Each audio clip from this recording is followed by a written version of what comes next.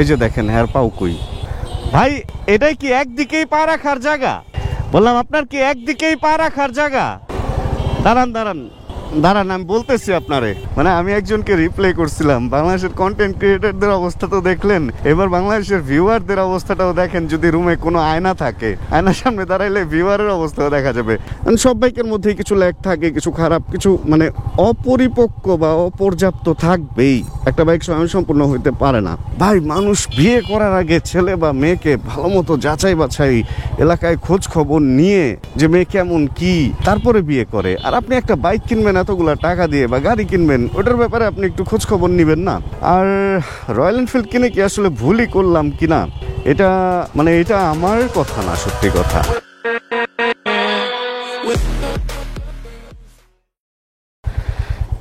সময় এখন ঘড়িতে হচ্ছে 5:28, বেশ লেট হয়ে গেছে। আর আমি জানেন এখন মাত্র ঘুম থেকে উঠে রওনা হইছি বাইরে। অ্যান্ড রওনা হওয়ার পেছনে কারণও আছে। ঘুম থেকে উঠে একটু নিচে নামছিলাম, রেস্টুরেন্টে খাবার খুঁজছি। আমার বাসার আশপাশে হচ্ছে টোটাল 3টা রেস্টুরেন্ট, অ্যান্ড 3টার মধ্যে একটার মধ্যেও খাবার নাই। খাবার নাই বলতে শাটারই খুলে নাই আজকে, ঘটনাটা বুঝতেছি না। এই জন্য বাইক নিয়ে বের হইলাম। আর সময় অনুযায়ী আসলে এত অন্ধকার হওয়ার কথা না, আজকে দুপুরের মোটামুটি আগে থেকেই একটু অন্ধকার অন্ধকার একটা ব্যাপার। মানে কিরকম মেঘলা হয়ে আছে, হয়তো বা বৃষ্টি হইতেও পারে। আবার ওয়েদার একটু ঠান্ডা ঠান্ডা, গরম ওয়েদার না হলে নর্মালি বৃষ্টি হয় না। বুঝতেছি না বৃষ্টি হবে নাকি হবে না, যাক যেটা হবে সেটা তো দেখাই যাবে। আর খাবার খুঁজতে বেরোইছি, মূলত খাবার খাবো। অ্যান্ড ভাই ব্রাদারদের ফোন দিলাম, ভাই ব্রাদাররা আজকে মোটামুটি সবাই কোনো না কোনো কাজে ব্যস্ত। জীবন ভাই গেছে একটু ঢাকার বাইরে, শুভ ভাইয়ের বোনের বাসায় দাওয়াত। অ্যান্ড নিলয় ভাইকে ফোন দিলাম, উনিও যাত্রাবাড়ি দাওয়াত খেতে যেতেছে। অ্যান্ড সত্যি কথা কি, আমারও আজকে উত্তরা যাওয়া লাগবে। মানে ওদের সাথে আর আজকে দেখা হবে কিনা আমি জানি না। খাবার টাবার খেয়ে আমি হয়তো এদিকে টুকিটাকি কিছু খুচরা কাজ আছে, ওগুলা সেরে তারপরে রওনা হয়ে যাব হচ্ছে উত্তরার দিকে। মানে সন্ধ্যার পরে আমি উত্তরা চলে আসবো, এটাই হচ্ছে আমার প্ল্যান। আর রয়্যাল এনফিল্ড কিনে কি আসলে ভুলই করলাম কিনা, এটা মানে এটা আমার কথা না, সত্যি কথা। কারণ আমি কেনার আগে একটা জিনিস ভালো মতো যাচাই বাছাই করে তারপরেই কিনি, যাতে এটা আমার না বলতে হয় যে এই জিনিসটা কিনে কি আমি ভুল করলাম কিনা। বাট এরকম অনেকেই ভাবতেছে আসলে রয়্যাল এনফিল্ড কিনে ভুল করলাম কিনা। সেকেন্ড হ্যান্ড মার্কেটে রয়্যাল এনফিল্ডের সবগুলা মডেল আমি দেখছি খুব কেনা বেচা হইতেছে, মানে বেচা হইতেছে, কেনাও হইতেছে, আবার নতুন লোক কিনতেছে, এটাও ঠিক। এখন এটার পিছনে কারণ কি জানেন?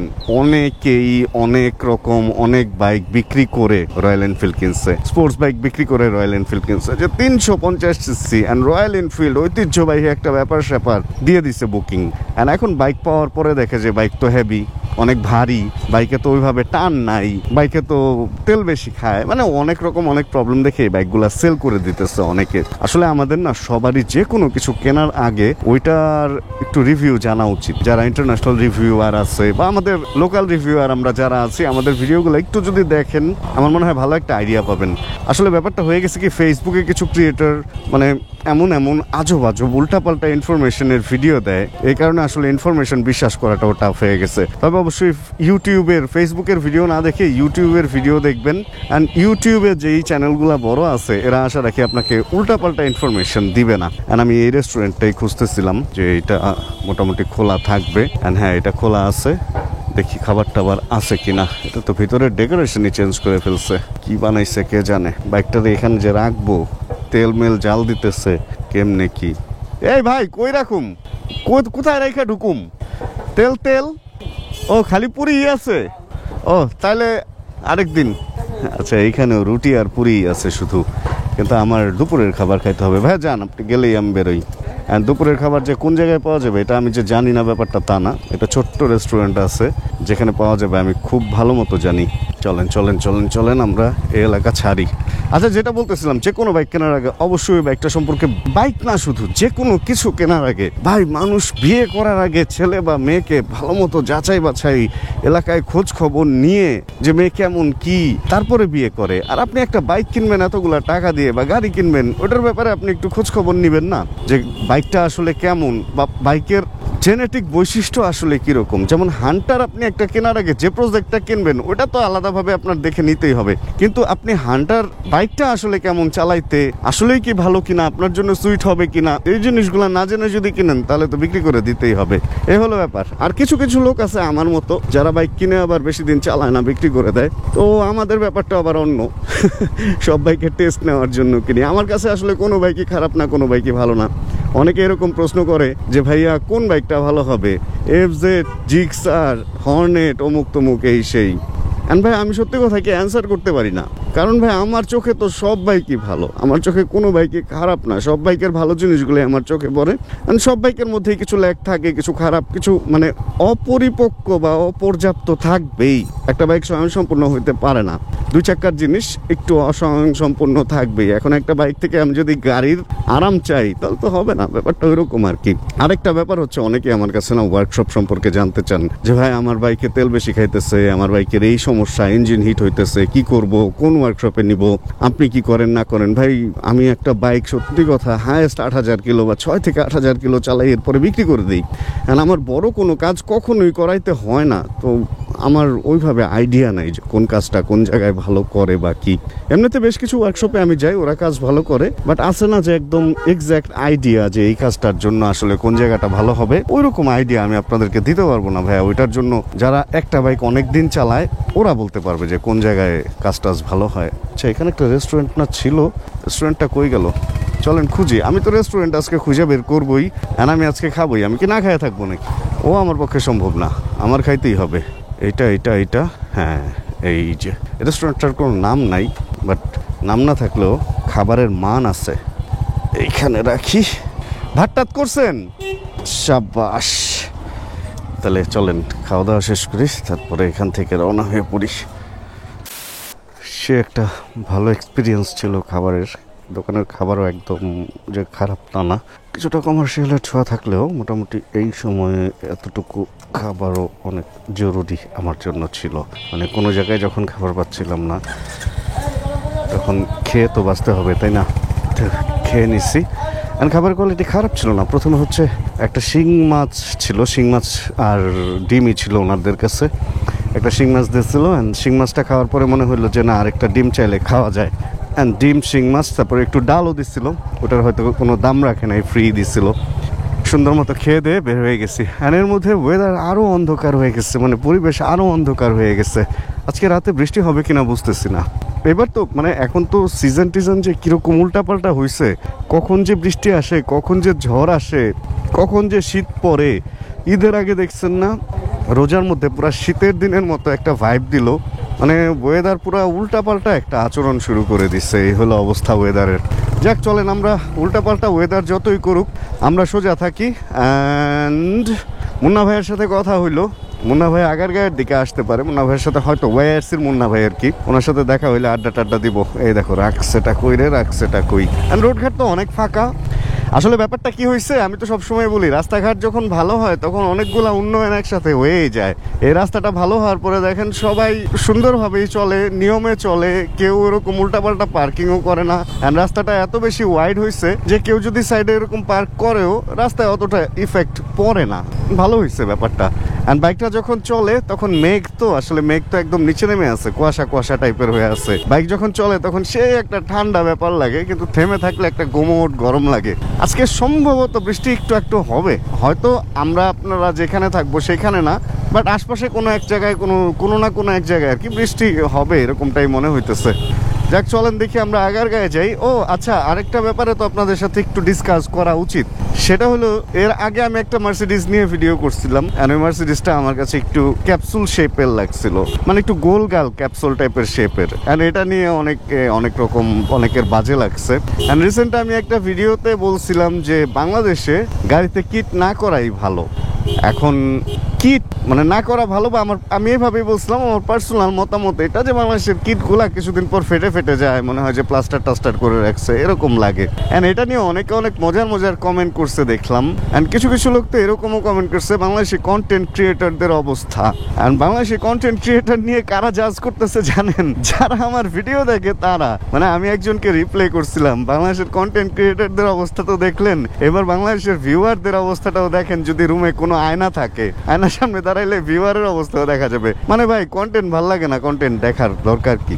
আমি একটা কন্টেন্টে ধরেন এমন একটা কিছু বলছি যেটা যৌক্তিক না, ধরেন অযৌক্তিক একটা কথা বলেই ফেলছি, এখন ওই কন্টেন্টটা আপনি দেখা বাদ দিয়ে দেন, আপনি আমার টোটাল আমার কন্টেন্ট দেখাই বাদ দিয়ে দেন, যেহেতু মনে হয়েছে আপনার আমি অযৌক্তিক কন্টেন্ট বানাই। তা না করে আপনি আমাকে এসে কমেন্ট করতেছেন, অ্যান্ড আপনি যত কমেন্ট করবেন তত আমার ভিডিও বুস্ট হবে, তত আমার ভিউ বাড়বে, তত আমি পপুলার হব। ঠিক এইভাবে আমরা কিছু কিছু কন্টেন্ট ক্রিয়েটরদেরকে উপরে তুলে দিতেছি। মানে আমি একটা জিনিস দেখছি যে আজে বাজে কথা বললে না খুব অল্প সময়ের মধ্যে ভাইরাল হওয়া যায়, ফেম পাওয়া যায়। আমি যখনই এরকম উল্টাপাল্টা কথা বলছি তখনই দেখছি যে ওই ভিডিওগুলাই মিলিয়ন মিলিয়ন ভিউ হয়েছে, মানে শত শত ডলার আসছে, অ্যান্ড উল্টাপাল্টা অনেক কাহিনী। আর এইগুলা করেই অনেকে চলতেছে দেখবেন, মানে এই উল্টাপাল্টা কাহিনী রাস্তায় করবে আর চলবে। এখন ধরেন না থাক, সামনের বাইক নিয়ে আর কিছু বলবো না, মানে বললে আবার এই লোক দেখা যাবে উনি ভিডিওটা দেখবেন, দেখে উনার খারাপ লাগবে। আমার এই জিনিসটা খুব খারাপ লাগে যে আমি ভিডিওতে কারো ব্যাপারে কোনো কিছু বললাম, সে পরবর্তীতে দেখে তার খারাপ লাগলো, এই জিনিসটা অবশ্যই আমার খুব খারাপ লাগে। এই ভাই এমনি বসছে কেন ভাই? এরকম একদিকে বললেন কে? বললাম এরকম একদিকে সুবিধা হয়।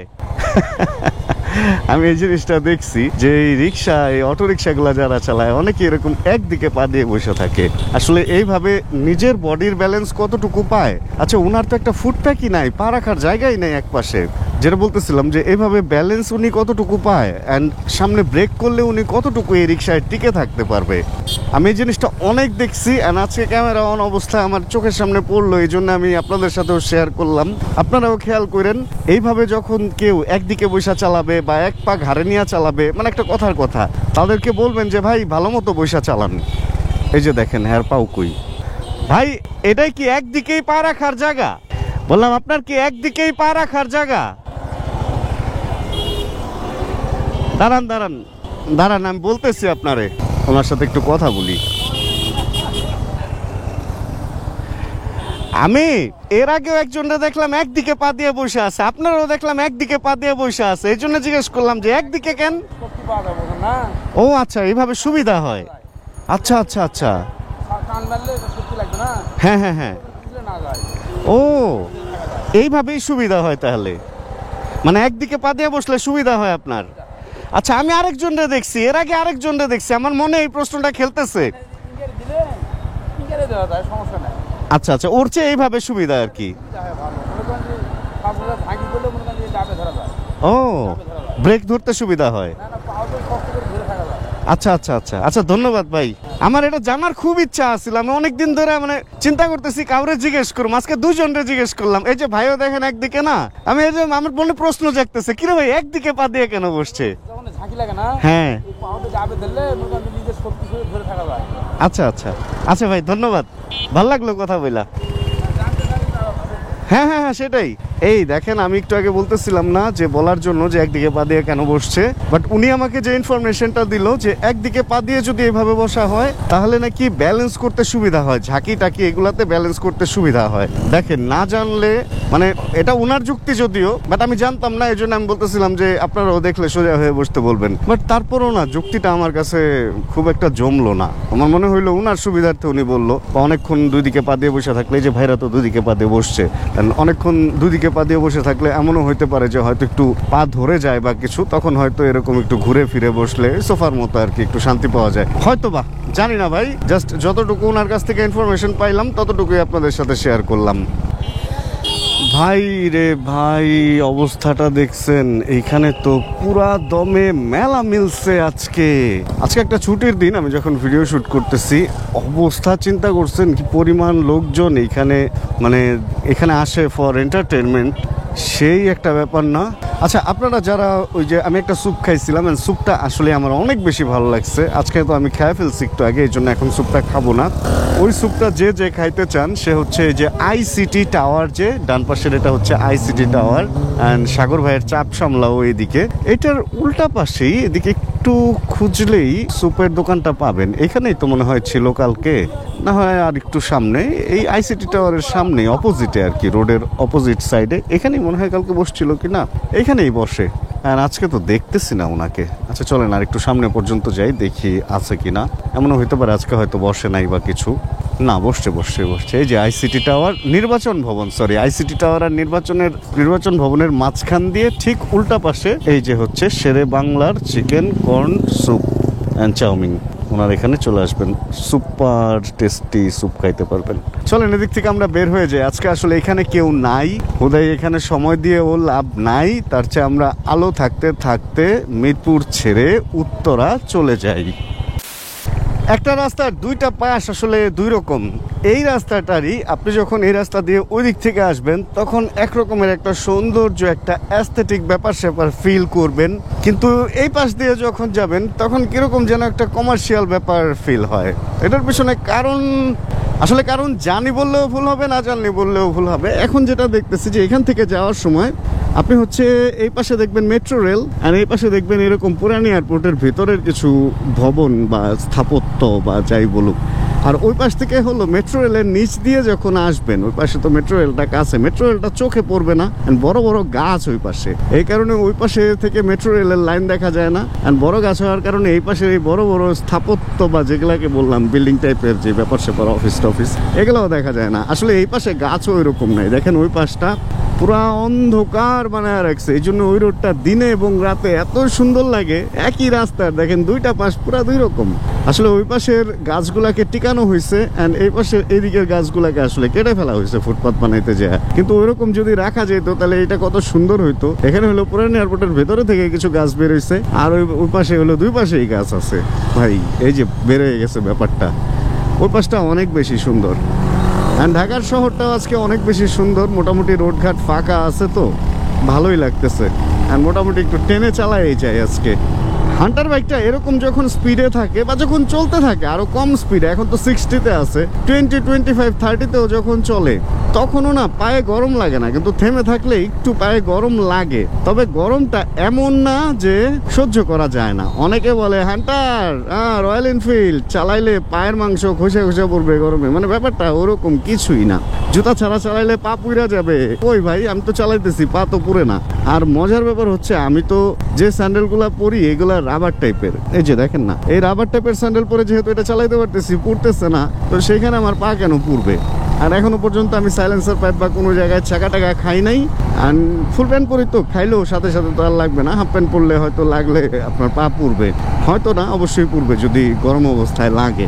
বাট সাইলেন্সার পাইপ এমনও একদম বাইরে দেওয়া হয় নাই যে কথায় কথায় পায়ে লেগে যাবে, ওরকম কিছু না।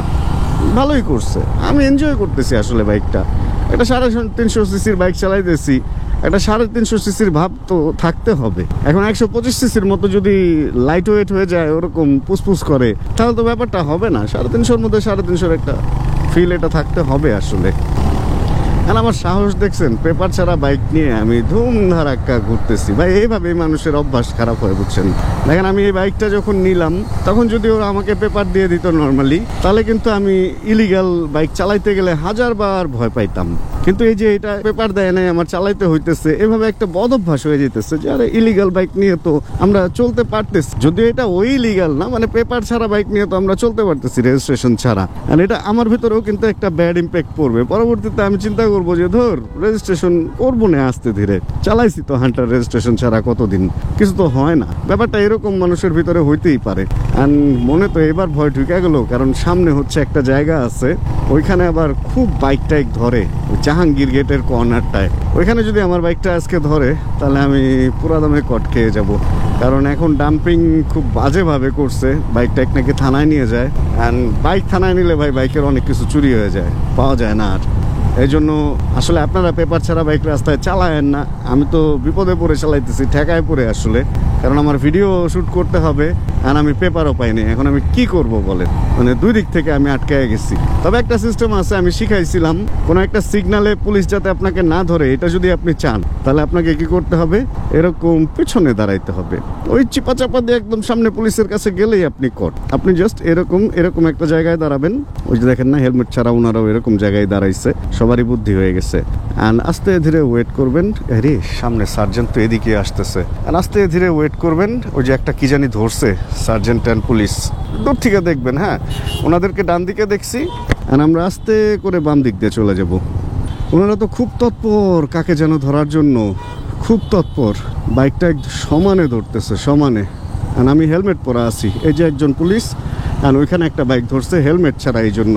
অথচ আমি রেজিস্ট্রেশন ছাড়া বেরিয়ে গেছি। ওই পেছনে আরেকটা ডাক দিছে, হেই বইলা, হেলমেটটা আসলে একদম দৃশ্যমান অনিয়ম, তো সুন্দর ধরে ফেলে, কিন্তু সামনে থেকে তো নাম্বার দেখা যায় না। বাট হেলমেটের কারণে আজকে আমি বেঁচে গেলাম ভাই। আজকে কড়া ধরা খাইতাম। এই জায়গাটা, এই জাহাঙ্গীর গেটের এই জায়গাটা ভাই, এটা খুবই ভয়ঙ্কর একটা জায়গা রে ভাই। এখানে মানে আমি আমার লাইফের সবচেয়ে বেশি চেকিংয়ে পড়ছি এই চেকপোস্টটায়।